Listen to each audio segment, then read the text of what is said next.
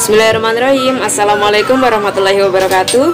Nama saya Lensi Milfatavianti, NIM 2011-0107-0004. Di sini saya ingin memenuhi kuis kalkulus dari Bapak dosen Fikri, dan saya mengambil dua soal. Soal pertama adalah tentang fungsi dan grafiknya, di mana saya ingin mengoperasikan fungsi dan juga menentukan domain dari fungsi tersebut.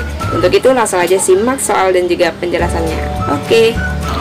Soal pertama, jika fx sama dengan akar x kuadrat min 1 dan gx sama dengan 2 per x.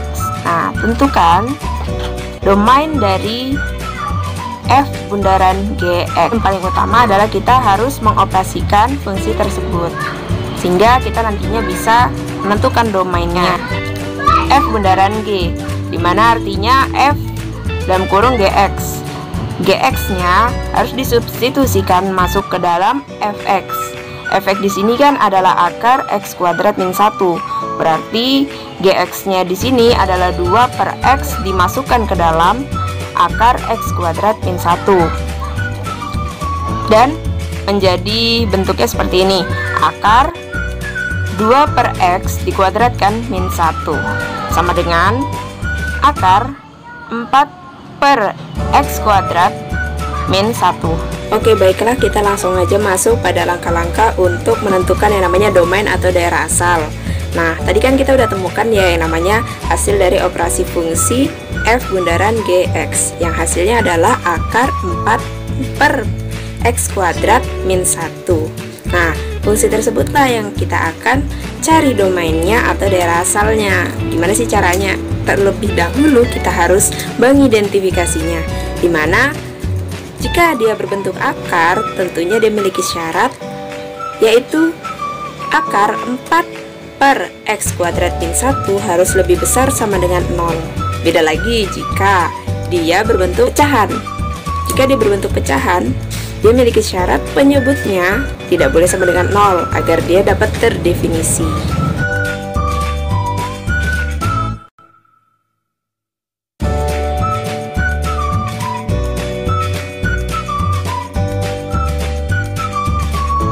Setelah kita tahu dan mengidentifikasi bahwa akar 4 per x kuadrat min 1 harus lebih besar sama dengan 0, di sini kita harus mencari x. Cara yang pertama, menambahkan plus 1 di masing-masing ruas menjadi seperti ini.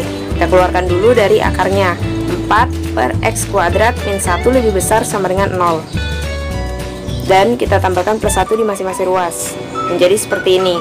4 per x kuadrat min 1 plus 1 lebih besar sama dengan 0 plus 1 nya menjadi 4 per x kuadrat lebih besar sama dengan 1. Baik, langkah selanjutnya adalah dengan cara mengalihkan masing-masing ruas dengan x kuadrat. Di sini 4 per x kuadrat kali x kuadrat sama dengan 1 kali x kuadrat. Berarti tembak x kuadratnya sisanya 4 sama dengan x kuadrat. Dan di sini kita ambil akar kuadrat untuk menghilangkan eksponen di ruas kiri. X sama dengan plus minus 2. Berarti solusi pertama adalah x sama dengan 2, dan solusi kedua adalah x sama dengan min 2. Langkah selanjutnya adalah dengan mengatur penyebut 4 per x kuadrat sama dengan 0 untuk mencari pernyataan yang tidak dapat terdefinisi, sehingga x kuadrat sama dengan 0. Kita ambil akar kuadrat dari kedua ruas persamaan untuk menghilangkan eksponen di ruas kiri, menjadi akar x kuadrat sama dengan plus minus akar 0 kuadrat. Ujung-ujungnya nanti akan mendapatkan hasil x sama dengan 0, sehingga interval untuk pernyataan yang tidak dapat terdefinisi ini adalah dari min tak terhingga, 0 atau 0 sampai plus tak terhingga. Baik, selanjutnya adalah kita uji nilai. Uji nilai dimana kita ambil x lebih kecil daripada min 2, dan kita coba angkanya adalah x sama dengan min 4, yaitu 4 per x kuadrat min 1 lebih besar sama dengan 0. 4 per x kuadrat kita ganti min 4 menjadi min 4 kuadrat min 1 lebih besar sama dengan 0.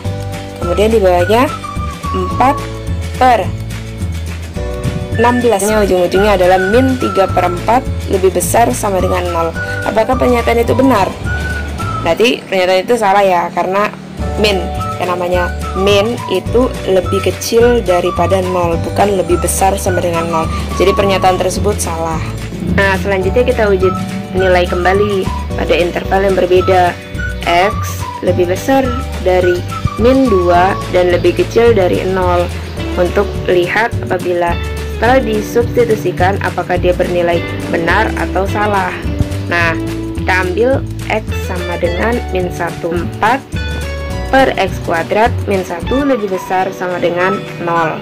Yaitu kita temukan bahwasannya 4 per X nya diganti min 1 menjadi min 1 kuadrat min 1 lebih besar sama dengan 0. Ditemukan 3 lebih besar sama dengan 0. Apakah pernyataan itu benar? Ya tentu aja benar ya, karena 3 memang benar lebih besar sama dengan 0. Selanjutnya kita uji nilai di interval yang berbeda, yaitu X lebih besar dari 0 dan lebih kecil dari 2. Kita ambil X sama dengan 1 dan kita masukkan ke dalam pertidaksamaan 4 per X kuadrat min 1 lebih besar sama dengan 0. Dan kita ubah X nya menjadi 1. 4 per 1 kuadrat min 1 lebih besar sama dengan 0. Dan di bawahnya 4 per 1 min 1 lebih besar sama dengan 0. Dan hasilnya 3 lebih besar sama dengan 0. Apakah itu pernyataan yang benar? Tentu benar, karena benar 3 lebih besar sama dengan 0. Kemudian uji nilai yang keempat adalah X lebih besar dari 2, atau kita ambil X contohnya 4 ya, X sama dengan 4, sehingga kita substitusikan ke dalam pertidaksamaan 4 per X kuadrat min 1 lebih besar sama dengan 0. Nah, kemudian 4 per X kuadratnya kita ganti 4, sehingga 4 per 4 kuadrat min 1 lebih besar sama dengan 0. Di bawahnya 4 per 16 min 1 lebih besar sama dengan 0. Di bawahnya lagi kita temukan root min 3/4 lebih besar sama dengan 0. Apakah pernyataan tersebut benar? Pernyataan tersebut salah. Dan kita dapatkan kesimpulan bahwa X lebih kecil dari min 2 itu salah, dan kemudian X lebih besar dari min 2 dan lebih kecil dari 0 itu benar. Kemudian X lebih besar dari 0 dan lebih kecil dari 2 itu benar. Kemudian X lebih besar dari 2 itu salah. Kemudian kita ambil yang benarnya saja, yaitu X lebih kecil dari 0 dan lebih besar dari min 2, atau X lebih besar dari 0 dan lebih kecil dari 2. Karena sudah ada yang pernyataan salah, kita membuat batasan menjadi X lebih besar sama dengan min 2 lebih kecil dari 0, atau X lebih besar dari 0 dan lebih kecil sama dengan 2. Sehingga ditemukan domain atau daerah asalnya adalah kurung siku min 2,0